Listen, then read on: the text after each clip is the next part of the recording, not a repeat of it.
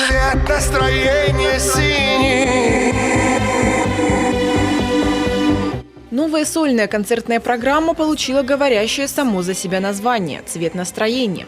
С одной стороны, это намек на то, что оно является логическим продолжением предыдущей работы, а с другой – очевидно, что народный артист России предстанет для жителей республики с новой, неожиданной стороны. Что-что, а удивлять он умел всегда. Филипп Киркоров был виртуозом хайпа задолго до того, как это стало мейнстримом. Да, она сейчас звезда. Трудоспособность и харизма Филиппа Киркорова давно стала легендой. Каждая видеоработа всего за сутки попадает в тренды YouTube на лидирующую позицию и набирает 1 миллион просмотров. Все началось с внезапного наступления на жанр остромодной постиронии в прошлогоднем клипе «Цвет настроения синий». Тут и тонкий беззлобный троллинг молодежи, и искрометный юмор, и целая россыпь российских селебрити в необычных ролях.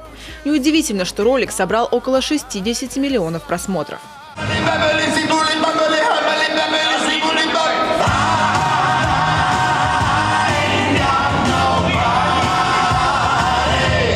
Огромное внимание Киркоров всегда уделяет живым выступлениям, создавая уникальное шоу.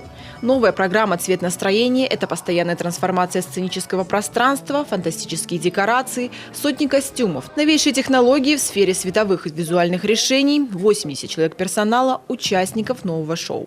Каждый номер зритель будет видеть совершенно новую историю со своей внутренней драматургией. Ничего подобного раньше не делал никто из российских исполнителей.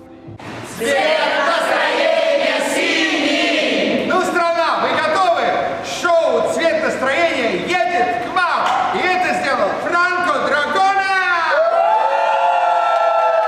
14 октября – Усинск, Ледовый дворец Югдам. 15 октября – Печора, Ледовый дворец Сияние Севера.